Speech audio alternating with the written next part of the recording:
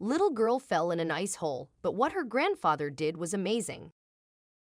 They say grandchildren are life's greatest joy, and now the first. If their grandchild is smiling, they're feeling the child's joy. Grandchildren are the ones you get to spoil. Consider them a reward for a job well done with your kids. They don't love them more or less. They love them different.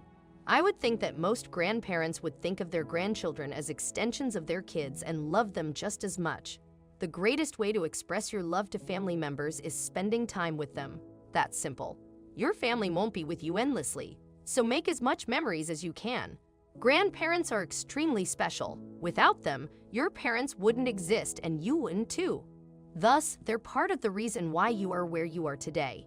It isn't about money or gifts or siding with them against their parents.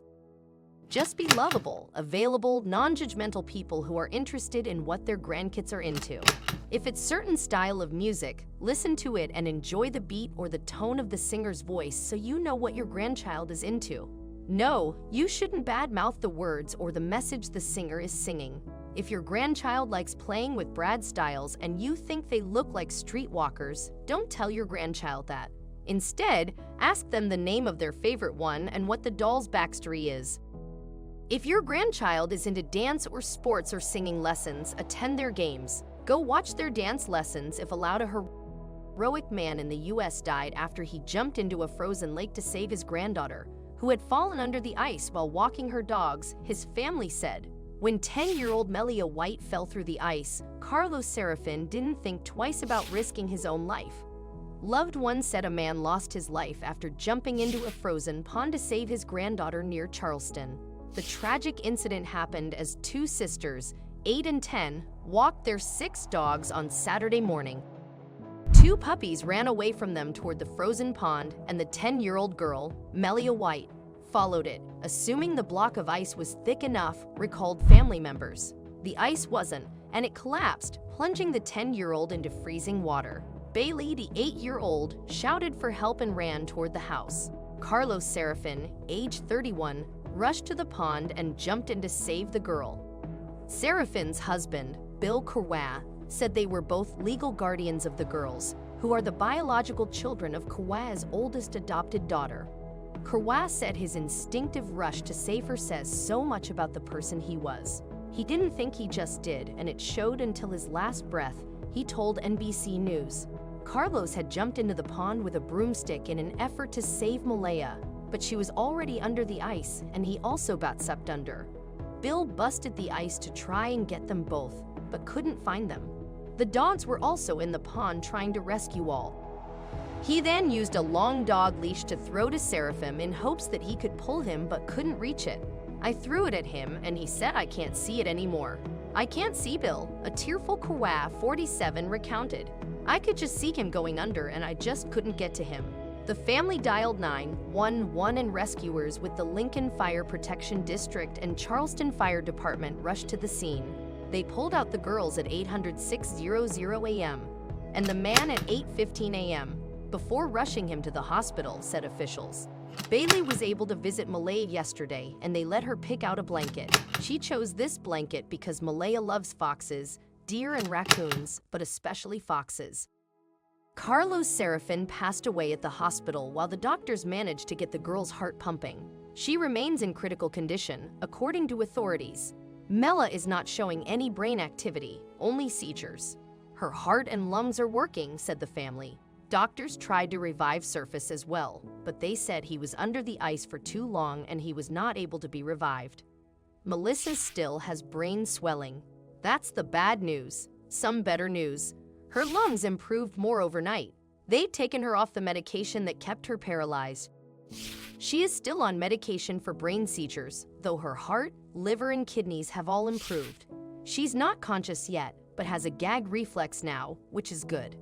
These are all positive signs, said Amanda Beals, Kawah's sister.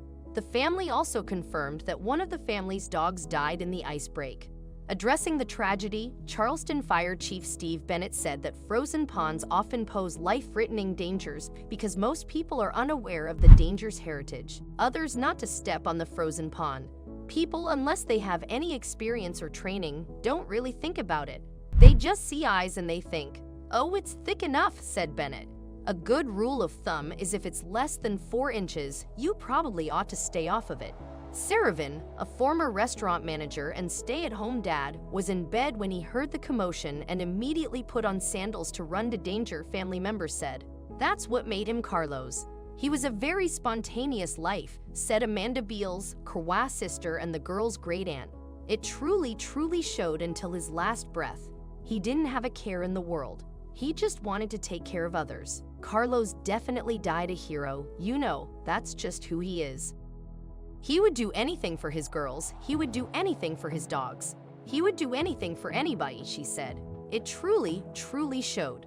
Until his last breath, he didn't have a care in the world. He just wanted to take care of others." Keep the prayers coming. As we all know, there are a lot of power in prayers, and there can never be too many, Beals said on Facebook Update Monday on Malia's condition. Kawhi and Sarafin have raised the girls, Beals said. Kawhi gained guardianship over the girls before marrying Sarafin, who was 16 years younger than him. "It's a well-blended family," Beals added. Amanda Beals started a GoFundMe campaign to help fund the medical and funeral expenses of the family. The campaign has raised over $35,000 of its $50,000 goal. Grandchildren are just that. Children by the time you get your hands on one, your own children are adults. You learn so much along the road of parenthood, and depending on how many children you have and how far apart they are in age, you only get to apply all of this newfound knowledge once or twice. When you have a grandchild, you get to use it all again and a fresh new mind. A mind that's more eager to hear what you have to say than your children probably were. Maybe you feel bad that you didn't spoil your own children enough and are trying to tip the karma scale in your favor before you move on to the next life.